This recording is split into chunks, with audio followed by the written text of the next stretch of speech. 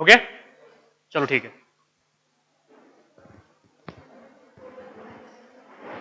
अभी बोलना नहीं है ना, अभी बेटा इजाजत ली ना आपसे, तो इसका मतलब क्या होता है, आप खामोश रहेंगे, ठीक है। चलिए इधर देखिए, अभी देखो हमने कल के लेक्चर में हमने बात की थी बेटा, किसकी बात की थी, मार्कोनिकॉफ रूल और the anti Markovnikov rule. Markovnikov rule क्या था, मार्कोनिकॉफ रूल क्या कहता है बेटा, negative part of adding reagent goes to that carbon atom which contain the less number of hydrogen atom, ये था मार्कोनिकॉफ रूल। और एंटी मार्कोनिकॉफ रूल क्या हो जाएगा, उसके अपोजिट हो जाएगा। अब सवाल यह है कि मार्कोनिकॉफ रूल और एंटी मार्कोनिकॉफ रूल दोनों हम कब लगाएंगे, जब सिमेट्रिकल अल्कीन हो या अनसिमेट्रिकल अल्कीन हो, अनसिमेट्रिकल अल्कीन हो। अनसिमेट्रिकल अल्कीन किसे कहते हैं, जब हमने जो अल्कीन है बेटा डबल बॉन्ड से ब्रेक करने पे अगर वो दो डिफरेंट पार्ट में टूट जाए तो उसे कहते हैं अनसिमेट्रिकल अल्कीन। अगर वो सेम पार्ट में टूटता है तो उसे हम सिमेट्रिकल अल्कीन कहते हैं। अगर दो डिफरेंट पार्ट में टूटेगा तभी हम क्या कहेंगे, उसे अनसिमेट्रिकल अल्कीन। तो देखो हमने मार्कोनिकॉफ रूल देखा था, मार्कोनिकॉफ रूल। अब बात करेंगे किसकी, एंटी मार्कोनिकॉफ रूल की। एंटी मार्कोनिकॉफ रूल में क्या देखा था हमने, इधर देखिए आप, एंटी मार्कोनिकॉफ रूल को also called as the peroxide effect बोला था या खराश मायो इफेक्ट भी बोला था कि नहीं बोला था। कैसे थी रिएक्शंस, इधर देखिए आप, हमने देखा था बेटा कि ये हमारे पास में CH3 है और ये है CH, सामने डबल बॉन्ड क्या हो जाएगा, बोलो CH2 हो जाएगा। दिस आर द प्रोपीन, ये क्या है, प्रोपीन है, या हम इसे क्या कहते हैं, propylene. Propene is also called as the propylene. जैसे ही आपने क्या किसकी एक्शंस की उसके ऊपर बोलो, HBr की, और this reaction is carried out by in presence of the peroxide. Peroxide के प्रेजेंस में ही होगी रिएक्शंस, ठीक है, पेरोक्साइड के प्रेजेंस में रिएक्शंस होगी। तो हमने बोला है कि Br जो है नेगेटिव पार्ट है एडिंग रिएजेंट का, वो ऐसे कार्बन से जुड़ेगा बेटा जिस कार्बन के पास में हाइड्रोजन क्या हो गए, कम हो गए या ज्यादा हो गए, ज्यादा हो गए। तो क्या मिलेगा आपको, बोलो जरा यहां से, CH3 bond CH2 bond CH2, सामने बॉन्ड क्या हो जाएगा बेटा, Br हो जाएगा। क्या बोला हमने इसे, 1 ब्रोमोप्रोपेन। क्या बोला था, 1 ब्रोमोप्रोपेन। अगर क्यों बेटा, अगर हमने यहां से पेरोक्साइड हटा दिया तो 2 ब्रोमोप्रोपेन मिलेगा। मतलब वहां पे जो एडिशन होने वाली है वो मार्कोनिकॉफ रूल के हिसाब से होगी। लेकिन अगर आपने पेरोक्साइड लिख दिया तो किसके हिसाब से होने वाली है, एंटी मार्कोनिकॉफ रूल, या उसे पेरोक्साइड इफेक्ट या खराश मायो इफेक्ट भी कहते हैं। एक्चुअल में ये रिएक्शन मैकेनिज्म कैसे होता है, इधर देखिए आप, आपको एकदम समझ में आ जाएगा कि रिएक्शन मैकेनिज्म हो कैसे रहा है। इधर देखिए आप, मैकेनिज्म में क्या होता है, पहले तो जनरेट होते हैं फ्री रेडिकल। अब फ्री रेडिकल कैसे जनरेट होते हैं, तो ये पेरोक्साइड की वजह से होते हैं। तो हम यहाँ पे यूज करते हैं एक peroxide, that peroxide is a benzoyl peroxide. अब बेंजोइल पेरोक्साइड कौन सा होता है, इधर तो देखो आप, इधर देखो बेटा, बेंजोइल पेरोक्साइड होता है ये वाला, C6H5 बॉन्ड C, ऊपर डबल बॉन्ड O, सामने बॉन्ड O, ठीक है, इसे कहते हैं बेंजोइल। और जब दो ऑक्सीजन सिंगल बॉन्ड से जुड़े होते हैं उसे कहते हैं हम पेरोक्साइड। जब दो ऑक्सीजन सिंगल बॉन्ड से जुड़े होंगे तब उसे क्या कहेंगे, पेरोक्साइड कहेंगे। तो देखो यहां पे आपको नजर आ रहा होगा कि दो जो ऑक्सीजन है सिंगल बॉन्ड से जुड़े हुए हैं, तो हम इसे क्या कहते हैं, पेरोक्साइड कहते हैं। एक्चुअली इसे कहते हैं बेंजोइल पेरोक्साइड। क्या बोलेंगे आप इसे, बोलो बेंजोइल पेरोक्साइड, बेंजोइल पेरोक्साइड। अब देखो बेंजोइल पेरोक्साइड में ये जो दो इलेक्ट्रॉन है, ये जो दो इलेक्ट्रॉन है बेटा, ये फिर ये बॉन्ड है, कौन से फ्यूजन से टूटेगा, होमोलिटिक फ्यूजन से टूटेगा। क्योंकि इधर वाला जो ग्रुप है बेटा, ये वाला ग्रुप इधर भी है, दोनों ग्रुप सेम है, तो दोनों की इलेक्ट्रॉनिक क्या होगी, सेम होगी। तो यहां पे जो है होमोलिटिक फ्यूजन होगा। होमोलिटिक फ्यूजन होगा तो देखिए ये इलेक्ट्रॉन इधर और ये वाला इलेक्ट्रॉन इधर, तो बताइए यहां पे क्या मिलेगा आपको। देखो यहां पे क्या हुआ है बेटा, होमोलिसिस हुआ है। क्या हुआ है, होमोलिसिस। अब ये तो समझ में आता है कि आपको होमोलिसिस मतलब क्या होता है, that is homolytic fusions, symmetrical breaking of covalent bond takes place in such way that each of separating species retain one electron. During this homolytic fusion a free radical is obtained. Free radical is obtained. तो बोलो क्या मिलेगा free radical में, C6H5 bond C, ऊपर double bond O और सामने bond क्या होगा बेटा O, और इसके ऊपर आ जाएगा फ्री रेडिकल। कितने बनेंगे, दो बनेंगे। कितने बनेंगे, दो बनेंगे। ठीक है, क्लियर है, सबको बातें समझ में आया। तो इसे कहते हैं हम that is benzoyl free radicals. अब ये बेंजोइल फ्री रेडिकल आपको पता है, फ्री रेडिकल अगर बन रहा है रिएक्शंस में तो स्टेबल तो नहीं होगा ना, अनस्टेबल होगा, कुछ ना कुछ तो करेगा, कुछ ना कुछ तो करेगा। क्या करेगा, इधर देख लीजिए आप, यहां पे देखिए ये क्या करने वाला है। होता क्या है, ये देख लीजिए, ये बॉन्ड कितने इलेक्ट्रॉन से मिलकर बना है, दो बॉन्ड से मिलकर बना, दो इलेक्ट्रॉन से मिलकर बना है। अगर एक इलेक्ट्रॉन यहां आ जाए और इसका एक इलेक्ट्रॉन यहां आ जाए तो दो इलेक्ट्रॉन हो गए। देखो ना, यहां पे सिंगल बॉन्ड है ना, अब क्या बन जाएगा, डबल बॉन्ड बन जाएगा। मतलब डबल बॉन्ड बनेगा तो CO2 बाहर, CO2 क्या हो जाएगा, बाहर हो जाएगा। समझिए थोड़ा सा, यहां पे ये जो बॉन्ड है बेटा, ये दो इलेक्ट्रॉन मिलके बना हुआ है, एक इलेक्ट्रॉन यहां से आया, एक इलेक्ट्रॉन यहां से आया। तो देखो यहां से निकला क्या, यहां से निकला बेटा CO2, क्या निकल गया बाहर? CO2। मैंने बोला था आपको कि CO2 क्या होता है? POC होता है। POC का मतलब पैरेट ऑफ केमिस्ट्री, जब कभी भी मौका मिलेगा निकल जाएगा। समझ में आ गई बात यहां पे? तो यहां पे बचेगा क्या बोलो? दैट इज C6H5 और ये फ्री रेडिकल आ जाएगा कार्बन के ऊपर। इसे कहते हैं बेटा फिनिल फ्री रेडिकल। क्या बोलेंगे आप इसे? Phenyl free radical. ये स्टेप 1 है। ये क्या हो जाएगा? स्टेप 1। हाँ, 2 निकलेंगे ना, फिर बैलेंसिंग के लिए 2 बता देंगे हम। चलिए 2 बता देता हूं यहां पे। ये 2 फिनिल फ्री रेडिकल और साथ ही क्या निकल जाएंगे बेटा? 2 CO2 निकल जाएंगे। यहां तक किसी को कोई परेशानी है क्या? बताइए मुझे आप। यहां तक क्लियर है? देखो यहां पे बेंजोइल पेरोक्साइड का बेटा होमोलिटिक फिजन हुआ है और होमोलिटिक फिजन से यहां पे फ्री रेडिकल जनरेट हुए हैं और फ्री रेडिकल जैसे ही जनरेट हो गए वो अनस्टेबल हो गए ना। वो क्या हो गए? अनस्टेबल। ओ इधर देख बेटा, अनस्टेबल होगा तो यहां पे देखो एक नया फ्री रेडिकल बन गया, इसे कहते हैं फिनिल फ्री रेडिकल। अब ये फिनिल फ्री रेडिकल क्या करता है? इधर देखिए आप, अगर ये फिनिल फ्री रेडिकल की अगर हम बात करें स्टेप 2 में बता रहा हूं आपको, इधर देख लीजिए। स्टेप 2 में देख लीजिए, ये है हमारे पास में C6H5 और ये आ गया हमारे पास में फिनिल फ्री रेडिकल। अब ये किसके ऊपर अटैक करेगा? ये अटैक करेगा HBr के ऊपर। किसके ऊपर अटैक करेगा बेटा?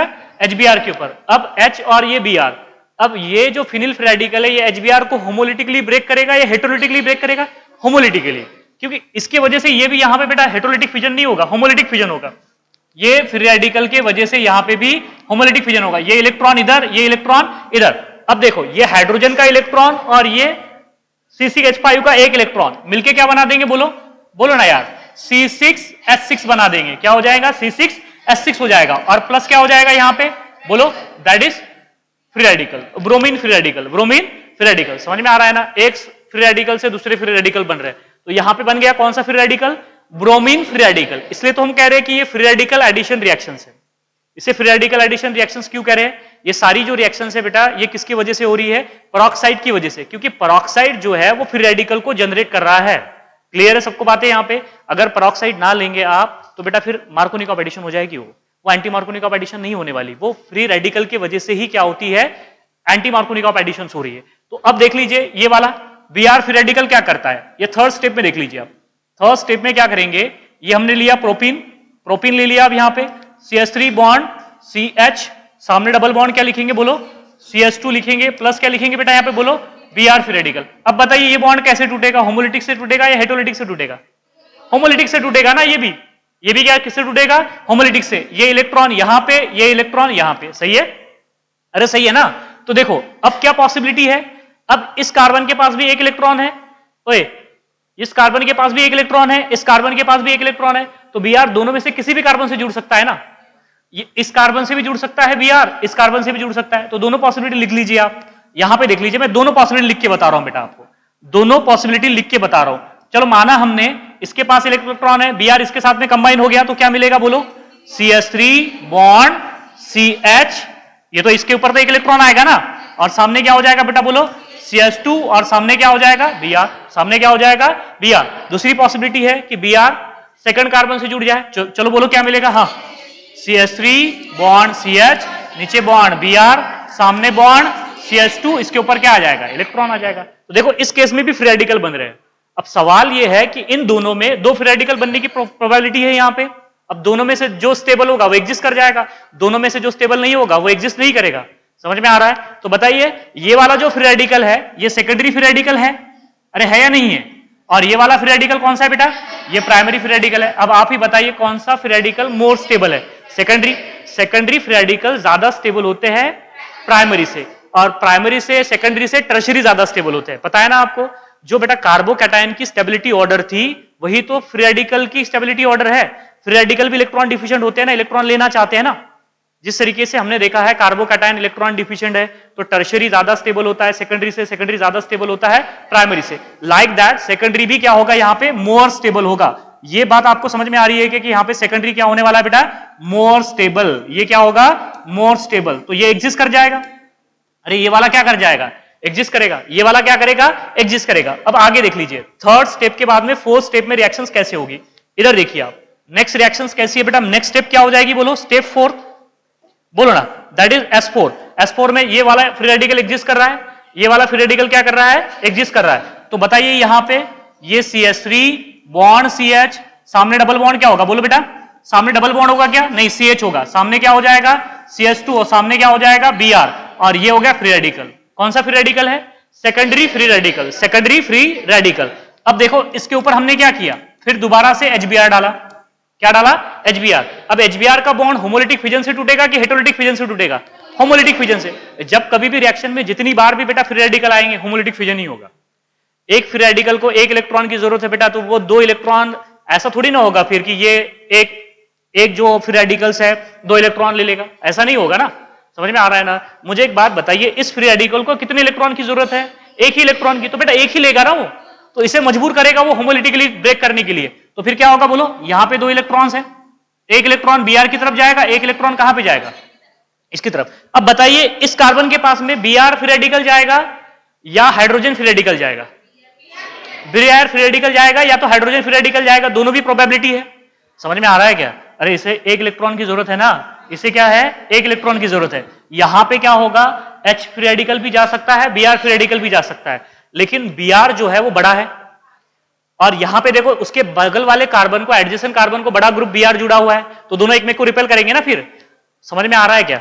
अरे ये कार्बन को क्या जुड़ा हुआ है? Br। इस कार्बन को अगर Br जुड़ जाए तो दोनों भी बल्कि ग्रुप हो जाएंगे ना, तो एक में को क्या करेंगे? रिपेल करेंगे। रिपेल करेंगे तो मॉलिक्यूल क्या हो जाएगा? अनस्टेबल हो जाएगा। इसलिए Br की बजाय यहां पे कौन जाएगा बेटा? हाइड्रोजन जाएगा। ये बात आपको समझ में आई क्या? क्यों हाइड्रोजन क्यों जाएगा? क्योंकि हाइड्रोजन छोटा एटम है ना, हाइड्रोजन क्या है? यहां पे छोटा एटम है, इस वजह से यहां पे हाइड्रोजन जाएगा। अगर हाइड्रोजन यहां पे चला गया तो बोलो क्या मिलेगा? हाँ, CH3 बॉन्ड CH2 सामने बॉन्ड CH2 सामने बॉन्ड Br। इसी तो क्या कहा हमने? 1 ब्रोमो प्रोपेन। क्या बोलेंगे आप इसे? 1 ब्रोमो प्रोपेन। समझ में आया अभी? इसे कहते हैं हम, that is anti Markovnikov rule. Anti Markovnikov rule free radical addition reaction है, पेरोक्साइड यूज करते हैं जो कि फ्री रेडिकल मैकेनिज्म को इनिशिएट करता है। और हमने देखा है सारा खेल स्टेबिलिटी का है बेटा। रिएक्शन के दौरान जो फ्री रेडिकल बनेंगे, प्राइमरी फ्री रेडिकल होगा, सेकेंडरी फ्री रेडिकल होगा, तो सेकेंडरी फ्री रेडिकल ज्यादा स्टेबल होते हैं प्राइमरी फ्री रेडिकल से, तो वो एग्जिस्ट कर जाएंगे। तो यहाँ पे ये जो सेकेंडरी फ्री रेडिकल है ये HBr के ऊपर अटैक करेगा और यहाँ पे बना देगा 1 bromo propane instead of 2 bromo propane, 2 bromo propane. तो these are the free radical mechanism of, किसका फ्री रेडिकल मैकेनिज्म है ये? एंटी मार्कोनिकॉफ रूल का, या इसे ही कहते हैं खराश मायो इफेक्ट। क्या बोलेंगे इसे? खराश मायो इफेक्ट। क्लियर है? सबको समझ में आ रहा है? जैसे बेटा दोनों को एक साथ में समराइज करके बताता हूं आपको। इधर देख लीजिए, हमने क्या लिया था बोलो? ये हमने लिया था प्रोपीन। ये क्या लिया बेटा? यहां पे प्रोपीन। अब देखो यहां पे मैंने HBr की एडिशन करनी है। किसकी एडिशन करनी है? HBr की। यहां पे कुछ लिखा हुआ है? नहीं है ना। यहां पे कुछ लिखा हुआ है क्या? क्या पेरोक्साइड है या मार्कोनिकॉफ रूल है या एंटी मार्कोनिकॉफ रूल है? तो बेटा अगर कुछ नहीं लिखा हुआ है तो आप मानोगे कि कौन सा रूल है? Markovnikov rule. तो बताइए कौन सा प्रोडक्ट मिलेगा आपको? ये वाला प्रोडक्ट मिलेगा। अरे सही है ना, that is 2 bromo propane, 2 bromo propane. अगर क्यों बेटा, अगर हमने क्या कर दिया, यहां पे सिर्फ मैंने पेरोक्साइड लिख दिया, समझ में आ गया? तो अब बेटा लिखने की जरूरत नहीं है कि एंटी मार्कोनिकॉफ रूल है करके।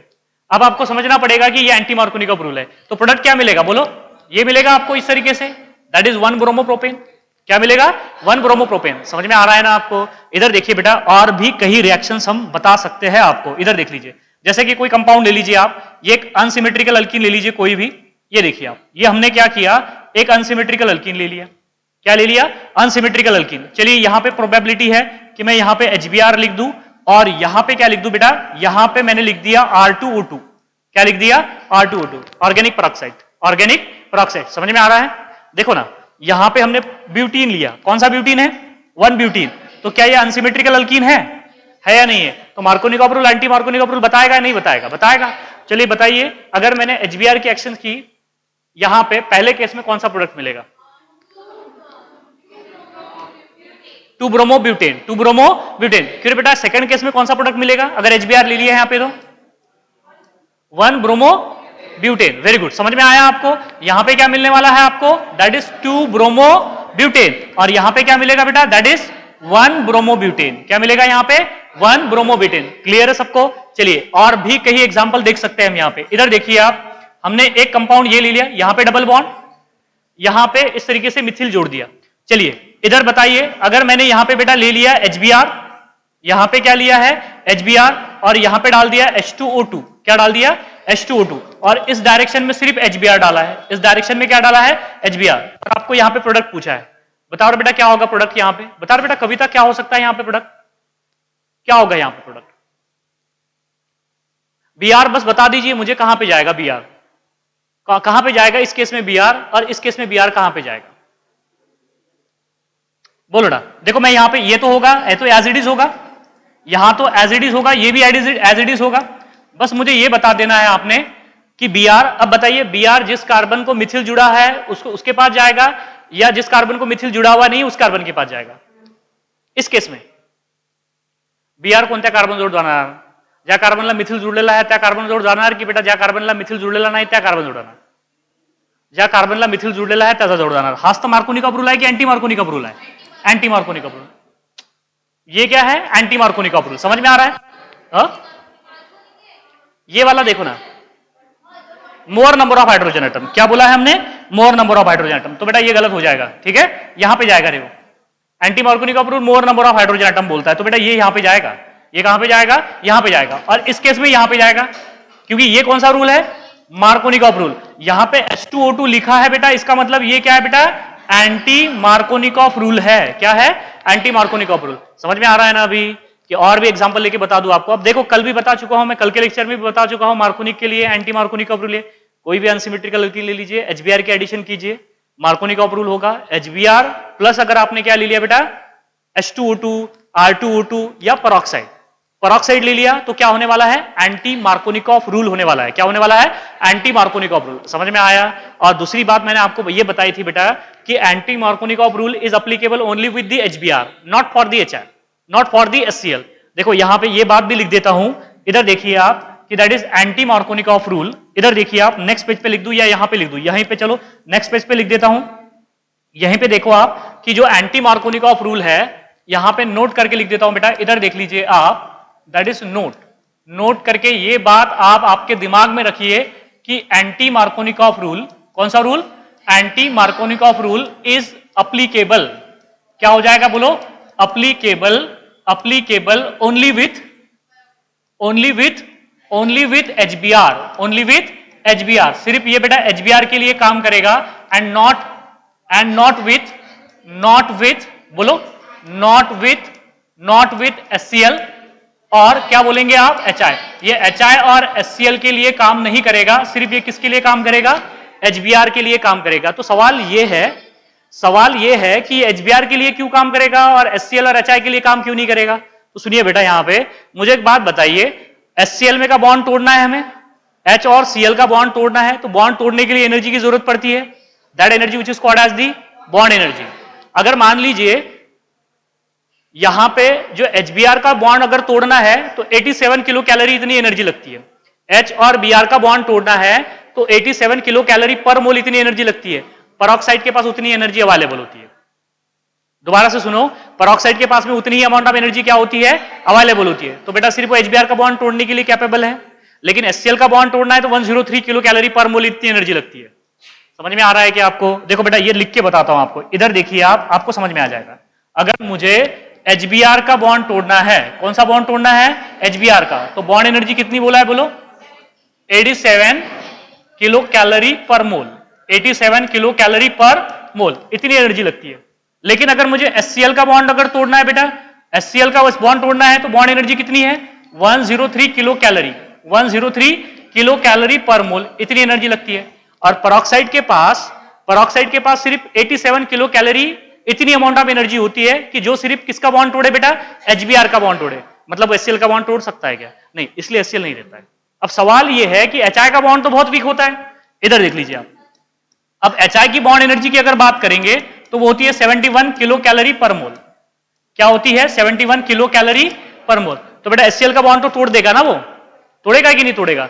HCl का बॉन्ड तो टूट जाएगा। हाँ, हमने माना है कि HBr का बॉन्ड तोड़ता है, बोलो मत रे, HBr का बॉन्ड तोड़ता है बेटा, लेकिन HCl का बॉन्ड एनर्जी ज्यादा होने की वजह से HCl का बॉन्ड पेरोक्साइड नहीं तोड़ पाता है, इसलिए हमने बोला है कि HCl पेरोक्साइड इफेक्ट नहीं देगा। लेकिन HI तो दे सकता है ना। अब HI का बॉन्ड तो वीक है, दे रिक्वायर 71 किलो कैलोरी पर मोल एनर्जी। बट होता क्या है कि HI का बॉन्ड जो वीक होता है ना, वो टूट तो जाता है, किसमें टूटेगा बोलो? H++ I- में टूटेगा, बिल्कुल टूटेगा। H+, फ्री रेडिकल मैकेनिज्म है तो H+ नहीं होगा बेटा, वो H में टूटेगा। और किस में टूटेगा पता है? I- में टूटेगा। लेकिन होता क्या है, इन दोनों की इंटरनल रिएक्शन हो जाती है, हाइड्रोजन कंबाइन करके H2 बनाते हैं और आयोडीन कंबाइन होकर क्या बना देते हैं? I2 बना देते हैं, instead of reaction with on the propene. Propene के साथ रिएक्शन करने की रहने देते हैं, आपस में रिएक्शन कर लेते हैं। समझ में आ गई बात यहां पे? क्योंकि इसकी बॉन्ड एनर्जी कम है, बॉन्ड एनर्जी कम होने की वजह से बेटा ये बॉन्ड जल्दी तो टूट जाता है, लेकिन ये प्रोपीन के साथ रिएक्शन करने की बजाय आपस में रिएक्शन कर लेते हैं। समझ में आ रही है ना बातें? आपस में रिएक्शन करके ही बाहर निकल जाएंगे। यहां पे आपको ब्राउनिश कलर का yellow solid, brownish yellow solid बनेगा, that is which is called as the iodine. समझ में आया? अभी क्लियर है बात अभी सबको ये कि HBr क्यों देता है, HCl क्यों नहीं दे रहा है और HI क्यों नहीं दे रहा है? पेरोक्साइड इफेक्ट पूछा जाएगा बेटा आपको ये कि that is peroxide effect is observe only with HBr, HCl, HI all. तो ओनली HBr। हाँ, अगर आप मार्कोनी-कॉपर रूल की बात करते हैं तो मार्कोनी-कॉपर रूल तीनों भी बताता है, क्योंकि वो फ्री रेडिकल एडिशन रिएक्शंस नहीं है, वो इलेक्ट्रोफिलिक एडिशन रिएक्शन है। कल के लेक्चर में बता चुका हूं आपको कि वो इलेक्ट्रोफिलिक एडिशन रिएक्शन है। अरे समझ में आ रहा है ना? अब बात करेंगे next method of preparations, that is from alcohol. From alcohol, तो देखो बेटा फ्रॉम अल्कोहल क्या होती है, इधर देखिए आप। नेक्स्ट बात करेंगे हम next method of preparations which is called as the from alcohol. अब ये जो रिएक्शंस है ये हम अल्कोहल में भी पढ़ने वाले हैं, जैसे अल्कोहल आएगा उसमें भी आएगा, क्योंकि यहां पे क्या होता है कि हम अल्कोहल से क्या बनाने वाले हैं? Alkyl halide. तो उस दौरान क्या पढ़ेंगे? अल्कोहल की केमिकल रिएक्शंस, अल्कोहल की केमिकल रिएक्शन। तो इधर देखिए आप, next third method to prepare the alkyl halide which is called as from alcohol. अब ये अल्कोहल पे किसकी एक्शन करनी है हमें? So that is by the actions of, इधर देखिए आप, that is by the actions of, किसकी एक्शन करेंगे हम? That is by the actions of, पहला रिएजेंट क्या बोला था मैंने? बोलो PX3, ये पहला रिएजेंट है बेटा, दैट इज PX3। दूसरा रिएजेंट क्या बोला था? बोलो PCl5। तीसरा रिएजेंट क्या बोला था? SOCl2। क्या बोलेंगे हम यहां पे? SOCl2। और चौथा रिएजेंट क्या था? HX की एक्शन करके भी आप अल्कोहल के ऊपर अल्किल हैलाइड बना सकते हो। तो टोटल 4 रिएजेंट है। पहला कौन सा है? PX3, PX5 में सिर्फ PCl5 लेंगे क्योंकि दोनों अनस्टेबल होते हैं। PI5 तो एग्जिस्ट ही नहीं करता, PBr5 अनस्टेबल होता है, ठीक है। और यहां पे SOCl2 लेंगे, SOBr2, SOI2 नहीं लेते बेटा यहां पे, ठीक है। और ये है HX, ये क्या है? HX। यहां पे देखो PX3 में हम तीनों भी ले सकते हैं, जैसे कि फॉर एग्जांपल PCl3, और क्या ले सकते हैं यहां पे? PBr3, या फिर क्या ले सकते हैं बेटा यहां पे? PI3 भी ले सकते हैं। क्या ले सकते हैं? PI3। PCl5 तो एक ही लिखा है यहां पे। और ये जो SOCl2 है, ये SOCl2 को कहते हैं थायोनिल क्लोराइड। क्या बोलते हैं इसे? Thionyl chloride. और ये HX है। HX को क्या कहते हैं? क्या कहते हैं HX को? बता रहे बेटा, ये जानवी बता रहे बेटा HX के नाम क्या, कितने नाम है इसके और कौन कौन से हैं? नहीं, उसको पूछा ना, रुको ना यार। हाँ बताओ, कल थे ना आप? बोलो कौन कौन से नाम है उसके, HX के? बता रहे बेटा। समृद्धि, आप ही है ना? बोलो ना। ये संस्कृति की बाजू में की, हाँ क्या है? बोलो, सही है ना? बोलो ना, कौन सा? हाइड्रोजन हैलाइड बोलते हैं, हाइड्रोजन हैलाइड। और हैलोजन एसिड, बराबर है, बोलो। और कौन सा एसिड? हाइड्रोएसिड। और क्या कहते हैं? Protonic acid. कल ही तो बताया 4 नाम। आप थोड़ा ध्यान दोगे ना तो आपको समझ में भी आएगी चीजें और याद भी रहेंगी। मैं बार बार बोलता हूं कि बोलो करके, आप बोलते नहीं हो। सो that is the hydrogen halide, halogen acid, protonic acid और दी हाइड्रोएसिड। तो बेटा ये 4 रिएजेंट की एक्शंस करना है हमें, किसके ऊपर? अल्कोहल के ऊपर। अब देखो सबसे पहला रिएजेंट डिस्कस करते हैं। बोलो पहला रिएजेंट कौन सा है? बोलो PX3 में तीनों भी लेंगे हम, PCl3, PBr3, PI3। और इसमें PCl5, SOCl2 और लास्ट वन कौन सा हो जाएगा? HX। चारों भी रिएजेंट की रिएक्शन करके बताता हूं आपको। इधर देख लीजिए, सबसे पहले हम बात करेंगे, किसकी बात करेंगे? बोलो। सबसे पहला जो रिएजेंट है बेटा वो है दैट इज PX3। अब PX3 में तीनों भी ले सकते हो आप, PCl3, PBr3 और PI3, तीनों भी ले सकते हो आप। तो देखो जनरल रिएक्शन, देखो जिन लोगों को जनरल रिएक्शन समझ में आ जाएगी उनको एग्जांपल में समझ में आ जाएगी। देखो जनरल रिएक्शंस क्या है? अल्कोहल से तैयार करना है बेटा। तो अल्कोहल क्या होता है? बोलो R bond OH। R bond OH को क्या कहते हैं? बोलो अल्कोहल। इसके ऊपर एक्शन किसकी करनी है? बोलो that is by the action of PX3। अब मुझे एक बात बताइए, यहां पे अल्किल कितने हैं? 1 है। यहां पे हैलोजन कितने हैं? 3 है। यहां पे अल्किल कितने हैं? 1। यहां पे हैलोजन कितने हैं? 3। तो अगर 3 हैलोजन है तो मुझे यहां पे 3 अल्किल चाहिए ना फिर, ठीक है? समझ में आया? अभी इधर देख लीजिए आप, अब होगा क्या? यहां पे कितने R है? बोलो 3 R है और 3 ऑक्सीजन है और 3 हाइड्रोजन है। यहां पे एक फास्फोरस है और 3 हैलोजन है, और कुछ है क्या? नहीं है ना बेटा, इससे आसान नहीं बता सकता मैं। यहां पे देखो ये 3 हैलोजन और 3 अल्किल निकल गए यहां से, बोलो 3RX। अब बचा क्या यहां पे? यहां पे बचा है हाइड्रोजन, 3 हाइड्रोजन H3, यहां पे बचा एक फास्फोरस और यहां पे बचे 3 हाइड्रोजन, 3 ऑक्सीजन, तो ये बन जाएगा H3PO3। कई बार बाय प्रोडक्ट भी पूछ लिया जाता है, H3PO3। इसे क्या कहते हैं बोलो? अरे क्या कहते हैं इसे? Alkyl halide. क्या कहेंगे? Alkyl halide. और ये जो H3PO3 है, H3PO3 को कहते हैं बेटा फास्फोरस एसिड। कौन सा एसिड? Phosphorus acid. H3PO3 को क्या कहते हैं? Phosphorus acid. समझ में आया बैलेंसिंग? देखो कितना आसान तरीके से बताया आपको बैलेंसिंग कैसे करते हैं रिएक्शंस को। ये तो बच्चों को समझ में नहीं आता कि बैलेंसिंग कैसे करना है करके। यहां पे हैलोजन 3 है तो 3 अल्कोहल के मॉलिक्यूल लेने हैं आपने, 3 अल्किल और 3 हैलोजन मिलके 3 RX बना देंगे, और बाकी का जो है बेटा ये बाय प्रोडक्ट बनाएगा। कौन सा बाय प्रोडक्ट है बोलो? H3PO3 which is called as phosphoric की फास्फोरस एसिड। हाँ, अगर ये H3PO4 होता ना तो उसे फास्फोरिक एसिड बोलते। समझ में आया आपको? अगर H3PO4 होगा बेटा तो उसे कहते हैं फास्फोरिक एसिड। जैसे ही एक ऑक्सीजन कम हो जाएगा तो रिक का रस हो जाता है। अरे H3PO4 को फास्फोरिक एसिड बोला ना तो एक ऑक्सीजन कम करने पे H3PO3 हो गया, तो H3PO3 को बोलते हैं फास्फोरस एसिड। क्या बोलते हैं? Phosphorus acid. अब यहां पे आप इसके जगह पे आप क्या ले सकते हो? यहां पे बोलो, बिल्कुल ले सकते हो आप। यहां पे आपको लगता है तो आप PCl3 ले लीजिए, या फिर क्या ले लीजिए बेटा? PBr3 ले लीजिए, या फिर क्या ले लीजिए? PI3 ले लीजिए। और ये R, ये जो R है, ये R की जगह पे आप क्या क्या ले सकते हो आपको अच्छी तरीके से पता है, ठीक है? कोई भी अल्कोहल ले लीजिए आप। चलिए मैंने सबसे पहले एग्जांपल में देखो बेटा हमने क्या किया, इधर देख लीजिए, यहां पे ले लिया CH3 बॉन्ड OH। क्या ले लिया? CH3 bond OH। क्या कहते हैं इसे? मिथिल अल्कोहल। क्या कहते हैं इसे? मिथिल अल्कोहल। मिथिल अल्कोहल को आल्सो कॉल्ड एज क्या कहते हैं? मिथेनॉल। ये हो गया मिथिल अल्कोहल। क्लियर है? आल्सो कॉल्ड एज दी क्या बोलेंगे बोलो? मिथेनॉल। क्या बोलेंगे बेटा? मिथेनॉल बोलेंगे। बोलो that is by the action of PCl3। बोलो क्या मिलेगा? हाँ, कितने लेने पड़ेंगे? 3। चलो बोलो क्या मिलेगा? CH3 bond Cl plus H3PO3 plus क्या मिलेगा? H3PO3। बाय प्रोडक्ट तो वही होगा ना? बाय प्रोडक्ट क्या होगा? वही होगा। बोलो क्या मिलेगा आपको? ये मिथिल क्लोराइड। क्या बोलेंगे इसे? मिथिल क्लोराइड बोलेंगे ना बेटा, या फिर आल्सो कॉल्ड एज क्लोरोमीथेन। क्या बोलेंगे? क्लोरोमीथेन। अरे आ रहा है समझ में? आया? देखो मिथेनॉल को किसमें कन्वर्ट किया? क्लोरोमीथेन में। मिथेनॉल को किसमें कन्वर्ट किया? क्लोरोमीथेन में। That is by the action of PCl3। थोड़ा सा आप थोड़ा ध्यान रखो तो आ जाएगा बेटा, कोई मुश्किल चीज नहीं है ये कि हमने अल्कोहल से क्या बनाया बेटा? मिथिल क्लोराइड बनाया या क्लोरोमीथेन बनाया। कब बनाया? That is by the action of, क्योंकि बेटा अगर मैं PBr3 लेता तो क्या बन जाता? ब्रोमोमीथेन। क्या बन जाता? ब्रोमोमीथेन। क्या फर्क है बेटा? PBr3 अगर लेते हम यहां पे तो इस Cl की जगह पे Br आता ना तो मिथिल ब्रोमाइड बन जाता। हाँ, अगर मैं आयोडीन लूं तो यहां पे क्या बन जाएगा? आयोडोमीथेन बन जाएगा। क्या बन जाएगा? आयोडोमीथेन। जैसे कि फॉर एग्जांपल इधर देखिए, आप एग्जांपल लेके बताता हूं, ऐसे नहीं, इधर देखिए आप, होगा क्या? हमने क्या किया बोलो? C2H5 bond OH।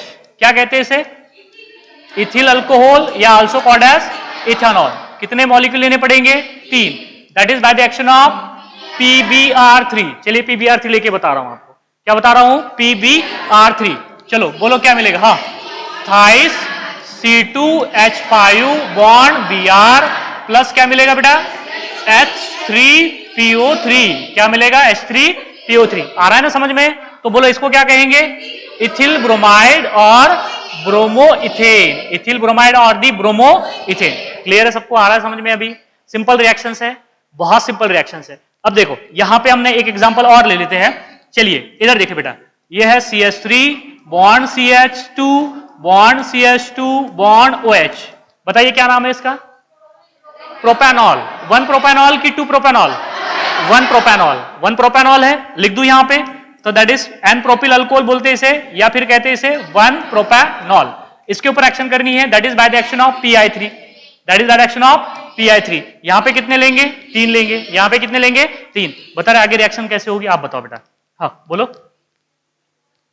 थ्राइस बोलो, thrice CH3 bond CH2 bond, अरे बाकी मत बोलो ना, बोलना तुरे। बॉन्ड CH2 बॉन्ड क्या होगा यहां पे? यहां पे क्या होगा? आई होगा ना। यहां पे क्या हो जाएगा? आई हो जाएगा। और प्लस क्या मिलेगा बोलो बाय प्रोडक्ट में? H3PO3। क्या मिलेगा? H3PO3। बता इसका नाम क्या होगा? आइडो। कौन सा आइडोप्रोपेन? 1 आइडोप्रोपेन, 2 आइडोप्रोपेन? 1 आइडोप्रोपेन। इसे क्या कहेंगे हम?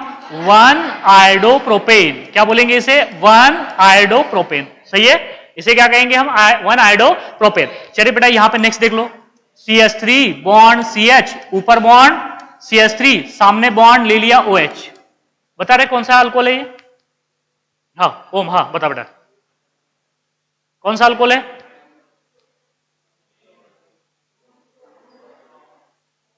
टू प्रोपेनॉल या प्रोपैन 2L कहते हैं उसे। क्या कहते हैं? प्रोपैन 2L। पीछे इधर देखो, आप नीचे मत देखो। सो दैट इज द, इसे कहते हैं हम, दैट इज प्रोपैन 2OL। क्या बोलेंगे? प्रोपैन 2OL। अब बताइए इसके ऊपर एक्शन करनी है, that is by the action of PCl3। That is by the action of PCl3। ये कितने लेने के? 3। चलो बोलो आगे क्या मिलेगा? हाँ CH3 बॉन्ड CH, ऊपर बॉन्ड CH3, सामने बॉन्ड Cl, सामने बॉन्ड क्या हो जाएगा? Cl, प्लस क्या होगा? H3PO3। H3PO3 क्या नाम होगा इसका? 2 क्लोरोप्रोपेन। क्या हो जाएगा?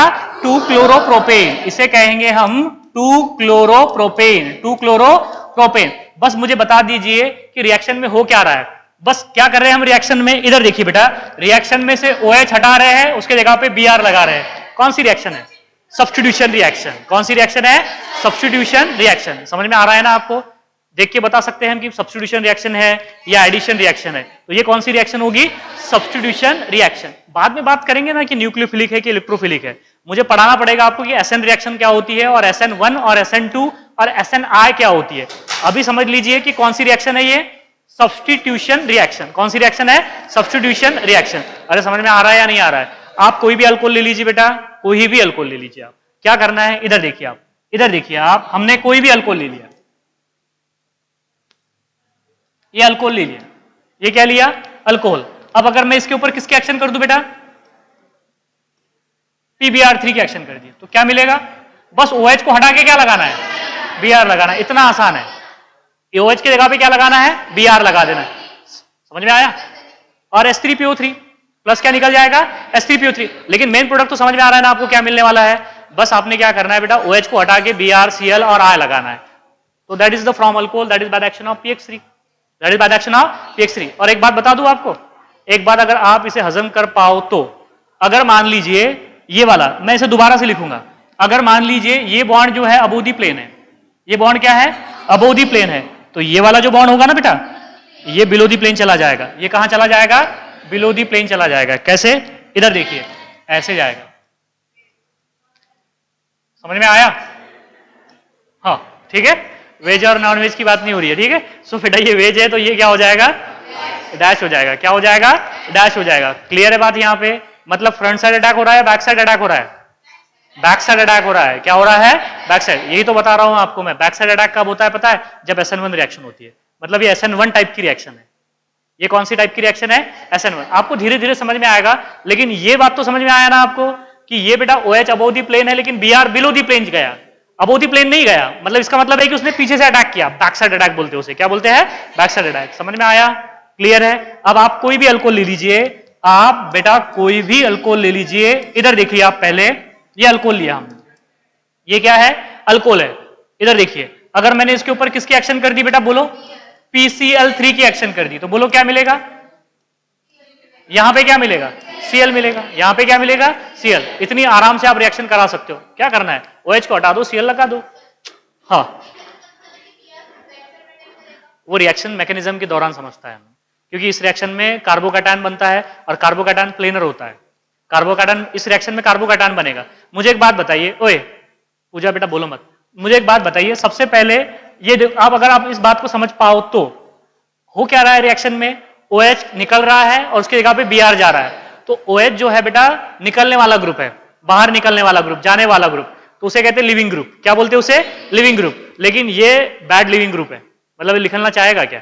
नहीं निकलेगा भी ना, तो बेटा धीरे धीरे निकलेगा, मतलब पीछे मुड़ मुड़ के देखेगा वो उसे जहां से निकल रहा है वहां से। समझ में आ रही है ना बातें यहाँ पे? तो बेटा जब तक कि ये निकलेगा नहीं तब तक कि ये अटैक नहीं कर पाता है। ये अगर होगा तो ये अटैक कर पाएगा क्या? नहीं अटैक कर पाएगा। तो जैसे जैसे वो धीरे धीरे सामने से अगर निकल रहा है तो ये बीआर क्या करता है? पीछे से अटैक करता है। क्यों अटैक करता है? क्योंकि इसमें कार्बोकैटायन बनता है, और कार्बोकैटायन आपको पता है प्लेनर होता है। कार्बोकैटायन प्लेनर होता है, 120 का एंगल 120 का एंगल 120 का एंगल, किधर से भी अटैक कर सकता है, फ्रंट साइड भी कर सकता है, बैक साइड भी अटैक कर सकता है। लेकिन होता क्या है कि ये जिस OH जब जाएगा तो इलेक्ट्रॉन लेके जाएगा, और बीआर जब आएगा तो इलेक्ट्रॉन लेके आएगा। तो बेटा आमने सामने से नहीं आएंगे, टक्कर हो जाएंगी उनकी। समझ में आ रहा है ना? जब बीआर जो लिविंग ग्रुप है बेटा, OH जो लिविंग ग्रुप है वो इलेक्ट्रॉन लेके जा रहा है क्योंकि उसके पास मोर इलेक्ट्रोनेगेटिव एटम है, तो ये कार्बन इलेक्ट्रॉन डिफिशिएंट हो जाएगा ना फिर। तो बीआर को इलेक्ट्रॉन लेके आना पड़ेगा तभी तो जुड़ेगा इससे वो। अरे समझ में आ रहा है ना? बीआर पे पॉजिटिव चार्ज, बीआर जो है इलेक्ट्रॉन लेके आएगा तभी तो जिस कार्बन पे पॉजिटिव चार्ज आया उससे जुड़ेगा। तो बेटा ये दोनों अगर सेम रास्ते से आएंगे तो दोनों की टक्कर हो जाएगी ना। टक्कर मतलब दोनों एक में को रिपेल करेंगे, इसलिए बेटा बीआर पीछे से जाके अटैक करेगा। समझ में आया अभी कि यहाँ पे ये अबोव द प्लेन होगा तो ये क्या चला जाएगा? बिलो द प्लेन चला जाएगा। समझ में आया सबको? क्लियर है अभी? हाँ, नेक्स्ट रिएक्शन देख लीजिए। अब यहाँ पे हमने क्या लेना है? देखो अब नेक्स्ट रिएक्शन में हम क्या कर देंगे, यहां पे बेटा हम ले लेंगे PCl5। क्या ले लेंगे? PCl5। अब देखो PCl5 की कितनी आराम से रिएक्शंस होगी।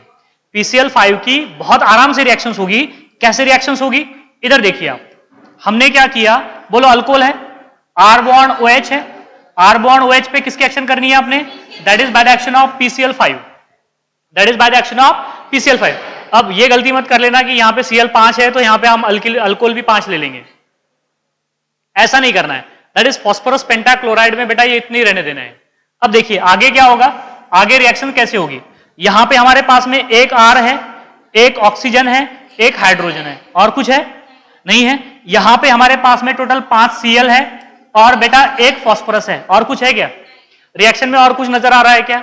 एक एक चीज बेटा आपको बच्चों की तरह लिख के बता रहा हूं कि क्या क्या है करके, यहाँ पे 1 2 3 करके, ठीक है? तो देख लीजिए यहाँ पे एक R है, एक ऑक्सीजन है, एक हाइड्रोजन है, और एक फास्फोरस है, और 5 Cl है, जो भी आपको नजर भी आ रहे हैं, ठीक है? अब देखो एक अल्किल और एक Cl तो मिलके बन गया यहाँ पे R बॉन्ड Cl। बचे कितने Cl? यहाँ पे 4 Cl बचे। कितने Cl बचे? एक हाइड्रोजन और एक Cl, मिलके क्या निकल जाएगा? HCl। बचे कितने Cl? 3 Cl। ये भी गया, ये भी गया, ये भी गया, 3 Cl बचे। बचा एक फास्फोरस, तो दैट इज PO, और ये 3 Cl, तो क्या बनेगा बेटा यहाँ पे? POCl3। तो देखो इसे क्या कहते हैं? Alkyl chloride. क्या बोलेंगे आप इसे? Alkyl chloride. और इस POCl3 को कहते हैं बेटा फॉस्फोरिल क्लोराइड। क्या बोलते हैं इसे? Phosphoryl chloride. POCl3 को क्या कहते हैं बोलो? फॉस्फोरिल क्लोराइड, या POCl3 का दूसरा नाम है बेटा फॉस्फोरस ऑक्सीक्लोराइड। क्या बोलेंगे बोलो? Phosphorus oxychloride. ये पूछा गया है कि POCl3 का नाम बताइए, 2007 में पूछा है, आई थिंक 2007 में या 8 में पूछा गया था कि POCl3 is phosphoryl chloride, phosphorus oxychloride, both A and B। Answer था बोथ A एंड B, दोनों भी नाम हो जाएंगे। क्या हो जाएंगे? दोनों भी नाम। क्या हो जाएगा बोलो? POCl3 का नाम क्या होगा? फॉस्फोरिल क्लोराइड, और also called as phosphorus oxychloride. Phosphoryl chloride also called as the phosphorus oxychloride. Balancing समझ में आ गया? क्लियर है बैलेंसिंग? सिंपल रिएक्शन से बैलेंस करना। यहां पे अल्कोहल लेना है, अल्कोहल के अलावा that is by the action of, क्या हो गया? That is by the action of क्या करना है बेटा आपने?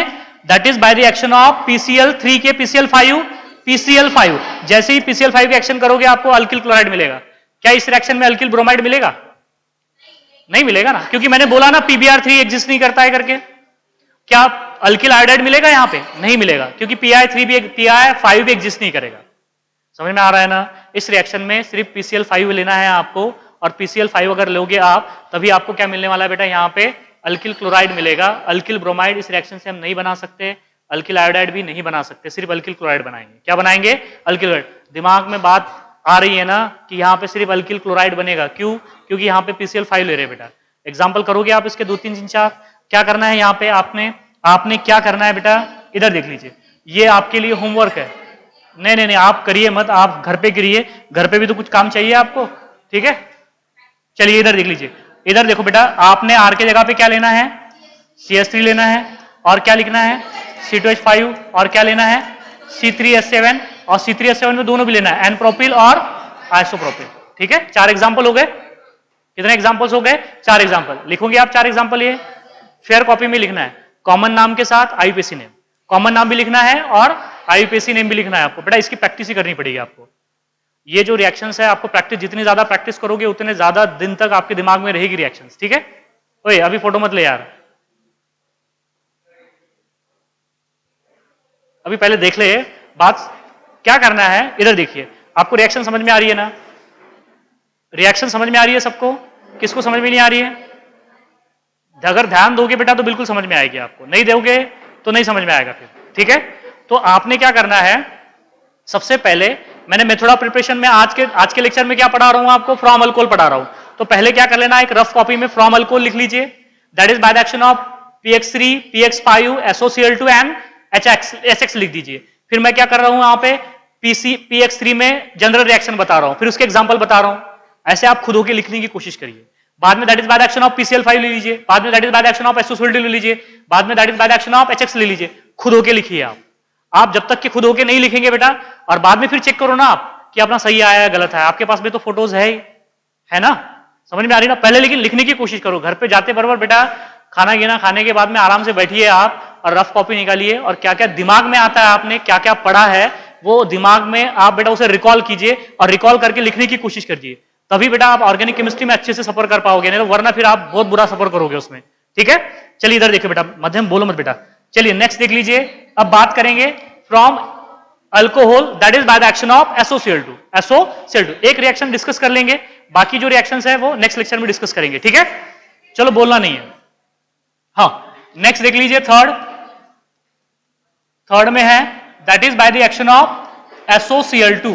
SOCl2 को क्या कहते हैं, बोलो क्या कहते हैं SOCl2 को? Thionyl chloride. क्या बोलेंगे बेटा? Thionyl chloride. अब थायोनिल क्लोराइड की अल्कोहल के साथ में रिएक्शन कैसे होती है? हाँ, ये देखो हमारे पास में अल्कोहल है, R बॉन्ड OH को क्या कहते हैं? अल्कोहल। R बॉन्ड OH को क्या कहते हैं? अल्कोहल। सबको पता है अल्कोहल कहते हैं करके उसको। हाँ ठीक है, that is by the action of SOCl2। अब ध्यान में रख लीजिए कि ये रिएक्शन होती है बेटा पिरिडीन के प्रेजेंस में। किसके प्रेजेंस में होती है? पिरिडीन के प्रेजेंस में। अगर पिरिडीन हटा दिया तो कॉन्फ़िगरेशन चेंज हो जाएगा, मैं बताऊंगा आपको वो, अभी नहीं, लेकिन अभी ध्यान में रख लीजिए कि किसके प्रेजेंस में होगी? पिरिडीन के प्रेजेंस में। मतलब यहाँ पे पिरिडीन जो है कैटलिस्ट के तौर पे यूज किया जा रहा है, यहाँ पे वो बेसिक मीडियम प्रोवाइड करता है। ठीक है, बात करेंगे उसकी। इधर देख लीजिए होता क्या है, यहां पे एक R है, एक ऑक्सीजन है और एक हाइड्रोजन है। यहां का एक ऑक्सीजन जोड़ दीजिए, 2 ऑक्सीजन हो गए। यहां पे सल्फर बचा और यहां पे बचे 2 Cl। 2 Cl में का एक Cl HCl, R bond Cl। क्या मिलेगा बेटा यहां पे? R बॉन्ड Cl और एक H और एक Cl प्लस क्या मिलेगा यहां पे? HCl और एक SO और 2 O, तो क्या मिलेगा यहां पे? SO2। और मजेदार बात यह है कि ये दोनों के दोनों गैसियस फॉर्म में बाहर निकल जाते हैं। दोनों के दोनों क्या निकल जाएंगे? गैसियस फॉर्म में बाहर निकल जाएंगे। नहीं समझ में आ रहा है क्या? इसका मतलब नहीं समझता क्या आपको? बेटा ये जो दोनों के दोनों HCl भी गैस के फॉर्म में निकल जाएगा और ये भी क्या निकल जाएगा? गैस के फॉर्म में निकल जाएगा। समझ में आया? रिएक्शन मिक्सचर में क्या बचेगा? Only alkyl chloride. Alkyl chloride ही तो बनेगा। क्या अल्किल ब्रोमाइड बनेगा इस रिएक्शन में? नहीं बनेगा, क्योंकि SOBr2 लेना नहीं पड़ेगा अपने को। अगर आपने SOCl2 लिया तो अल्किल क्लोराइड ही बनेगा, SOBr2 तो नहीं लेना है, SOI2 भी नहीं लेना है, क्योंकि दोनों भी एग्जिस्ट नहीं करते। समझ में आ रहा है आपको? या अनस्टेबल होते हैं, ऐसे बोल दीजिए आप। इसलिए हम रिएक्शन नहीं देखते, सिर्फ हम SOCl2 की रिएक्शन देखते हैं, दैट इज थायोनिल क्लोराइड की। This reaction is carried out in presence of pyridine. किसके प्रेजेंस में हो रही है? पिरिडीन में। अब देखो होता क्या है, ये जो रिएक्शंस है अल्किल क्लोराइड को बनाने की एक बेस्ट मेथड है और बेहतरीन मेथड है। क्यों? क्योंकि इस रिएक्शन में क्या होता है, जो अल्किल क्लोराइड बन रहा है उसके साथ में HCl और SO2 जो बन रहा है ना, वो रिएक्शन मिक्सचर से बाहर निकल जाएगा। हमने क्या किया, इधर देखिए आप, अगर आप समझ पाओ तो इसे, ये हमने एक कंटेनर लिया, देखिए एक कंटेनर लिया। सबसे पहले क्या था इसके अंदर? अल्कोहल प्लस SOCl2 था। अल्कोहल प्लस क्या था? SOCl2। अल्कोहल और SOCl2 और पिरिडीन की रिएक्शन होने के बाद यहाँ पे क्या बना बेटा? R बॉन्ड Cl बना, प्लस क्या बना? HCl बना, प्लस क्या बना? SO2। लेकिन ये दोनों रिएक्शन मिक्सचर में है क्या?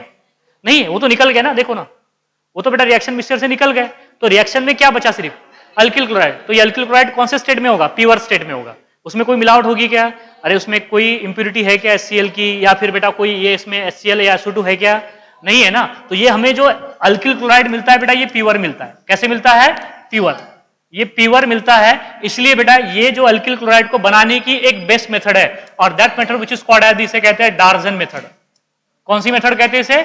डार्जन मेथड। और Darzens method is a best method to prepare the alkyl chloride from the alcohol, that is by the action of SOCl2। मुझे एक बात बताइए, क्या PCl3 से हम अल्किल क्लोराइड नहीं बना रहे अल्कोहल से? PCl3 की एक्शन करके अल्कोहल के ऊपर क्या अल्किल क्लोराइड नहीं बन रहा? क्या बन रहा है ना। PCl5 की एक्शन करे तो भी अल्किल क्लोराइड बन रहा है, SOCl2 की एक्शन करेंगे तो भी अल्किल क्लोराइड बनेगा, HCl की एक्शन करोगे, HCl की एक्शन करोगे तो भी अल्किल क्लोराइड बनेगा। लेकिन उन 4 मेथड में से ये बेस्ट मेथड है। ये क्यों बेस्ट मेथड है, समझ में आ रहा है क्या? नहीं समझ में आ रहा है क्या आपको? इधर देखिए बेटा, इसमें जो बाय प्रोडक्ट ऑब्टेन होते हैं वो गैसियस स्टेट में होते हैं, और वो लिबरेट होते हैं रिएक्शन मिक्सचर में। इसलिए जो आपको जो प्योर स्टेट में जो अल्किल क्लोराइड जो मिलेगा वो प्योर स्टेट में मिलेगा। इसलिए बेस्ट मेथड है to prepare the alkyl chloride from the alcohol, that is by the action of SOCl2, that method which is called as the Darzens method. कौन सी मेथड कहते हैं इसे? Darzens method. अरे समझ में आ रहा है या नहीं आ रहा है? डार्जन मेथड मैं लिख दूं क्या यहाँ पे हिंदी में? इंग्लिश में लिख देता हूँ बेटा, ठीक है, हिंदी में नहीं। इधर देखिए, हिंदी नहीं आता मुझको, लिखना नहीं आता यार। इधर देखिए आप, चलिए इधर देखिए, ये ज्यादा ही परेशान करती है ना, बोलती है कि हिंदी में लिखो, इंग्लिश में लिखो। चलो इधर देखो बेटा, चलो कोई बात नहीं, इतना उतना तो बर्दाश्त कर सकता हूं, ज्यादा हो गया तो फिर नहीं होता बर्दाश्त, ठीक है। तो बेटा ज्यादा नहीं करना है। चलिए इधर देखिए, नेक्स्ट हमने क्या बोला है, बोलो। It is best method, it is best method, it is best method to prepare बोलो ना यार, to prepare alkyl chloride from alcohol. क्यों? फ्रॉम अल्कोहल से अल्किल क्लोराइड बनाने की एक बेस्ट मेथड है। क्यों? Why? Because in this reaction that is alkyl chloride so obtained which is pure, because in this reaction HCl and SO2 so form which is obtained in gaseous state and can be liberated from the reaction mixtures। ऐसे लिख सकते हो आपको, मैं यहां पे ये लिख देता हूं, it is the best method to prepare the alkyl chloride because बोलो क्या हो जाएगा बेटा, because alkyl chloride so obtain, alkyl chloride is obtain in pure state, ऐसे लिख देंगे आप शॉर्ट में ऐसे लिख देंगे बेटा कि अल्किल क्लोराइड कैसे मिल रहा है, प्योर स्टेट में मिल रहा है। क्यों मिल रहा है ये तो समझ में आ गया आपको, कि SO2 और HCl जो रिएक्शन मिक्सचर में बन रहे हैं वो गैसियस फॉर्म में बन रहे हैं, इस वजह से रिएक्शन मिक्सचर से बाहर चले जाएंगे। समझ में आया? अभी क्लियर है? एग्जाम्पल आप बना सकते हो इसके। चलिए इधर देख लीजिए कौन कौन से एग्जाम्पल बना सकते हैं हम इसके, जैसे कि फॉर एग्जाम्पल, हाँ ये CH3OH है, ये है that is by the action of SOCl2, this reaction is carried out in presence of pyridine। अब ये एक बात तो बताने की रह गई है कि हम इसमें pyridine यूज क्यों कर रहे हैं, ये बात बताता हूं आपको, रुकिए आप, ये बात भी बता दूंगा कि इसमें pyridine यूज क्यों कर रहे हैं हम, ठीक है। पहले ये रिएक्शन बता दीजिए मुझे क्या मिलेगा यहाँ पे, बता दो बेटा। ओम बेटा कंप्लीट कर दो इस रिएक्शंस को, बताओ क्या मिलेगा प्रोडक्ट में। बैलेंसिंग तो ठीक है, कुछ जो बढ़ाना तो नहीं है, नंबर नहीं बढ़ाना है। बता रहे बेटा प्रोजेक्ट आगे प्रोडक्ट क्या होगा,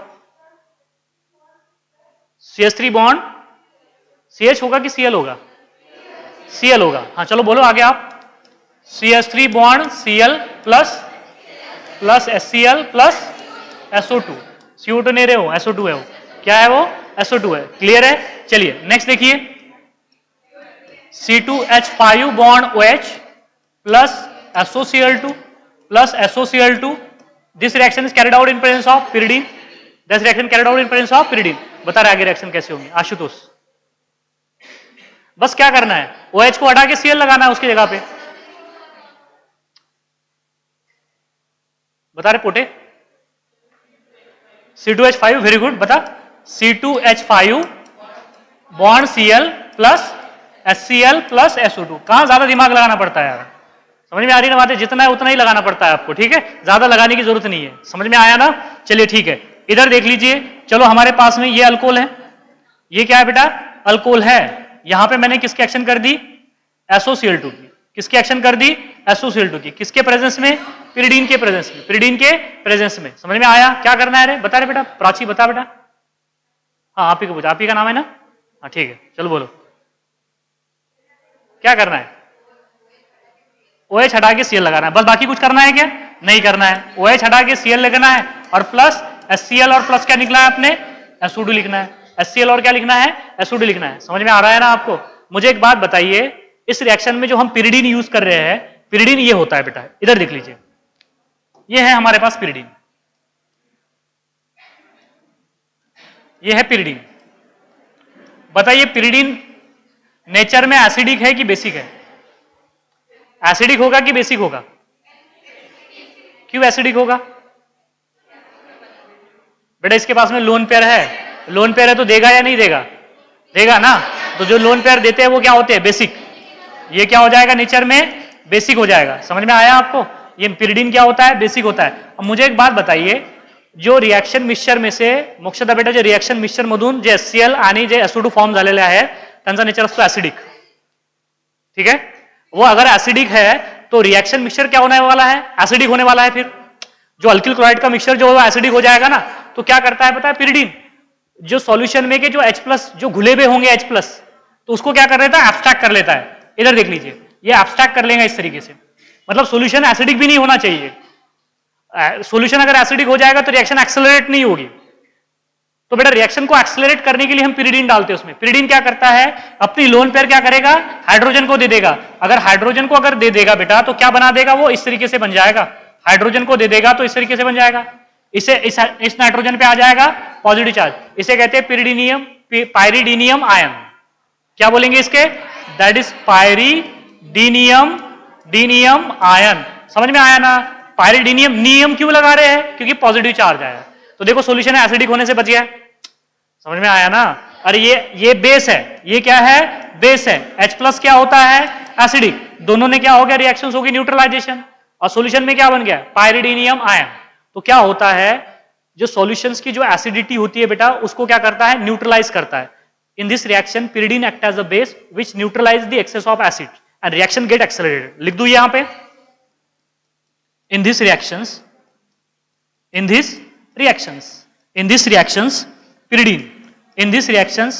pyridine act as a base.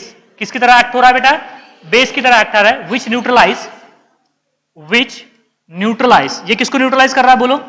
which neutralize excess of acid को क्या कर रहा है बेटा? न्यूट्रलाइज कर रहा है। And hence reaction get accelerated.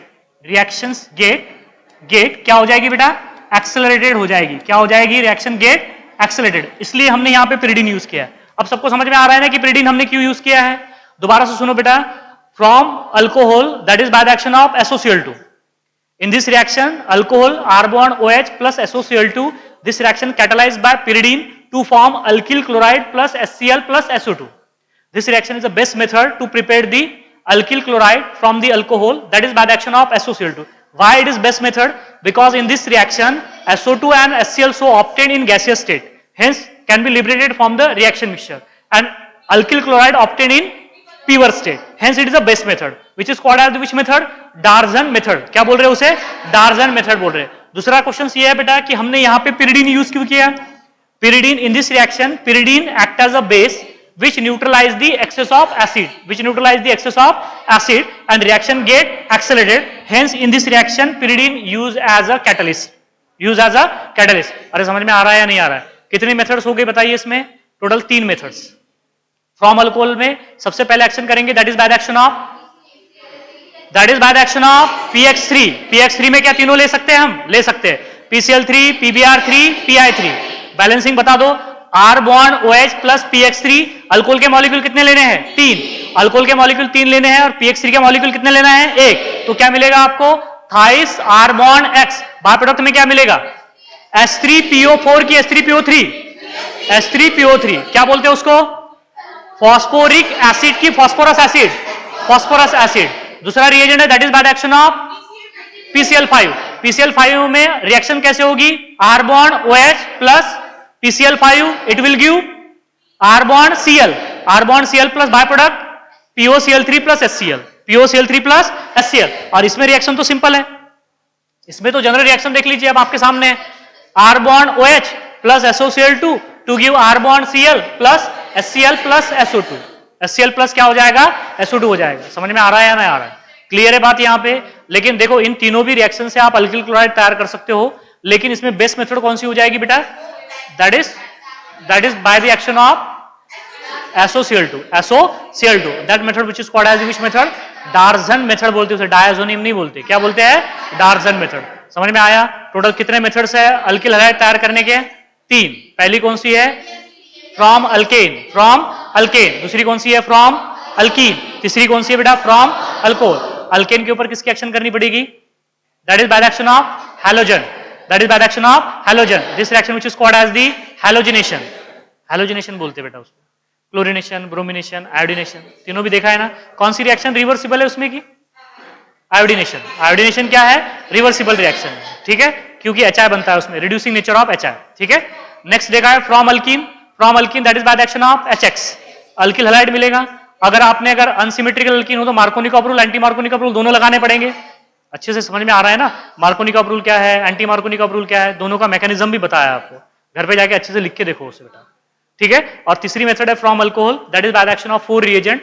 Number 1 is a PX3, PX5 and SOCl2, और एक है HX की रिएक्शन हम नेक्स्ट लेक्चर में डिस्कस करेंगे, ठीक है। आगे सबको समझ में क्लियर है? कल बेटा जो टेस्ट होगी यहां तक क्या होगा उसमें, from SOCl2 that is by the action of SOCl2। एक आधी रिएक्शन HX की आ जाए तो भी क्या हो जाएगा, HCl, HBr और HI।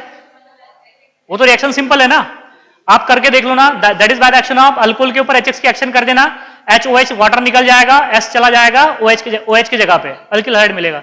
नहीं अगर आती है तो नेक्स्ट लेक्चर में हम डिस्कस करने वाले हैं उसको, ठीक है।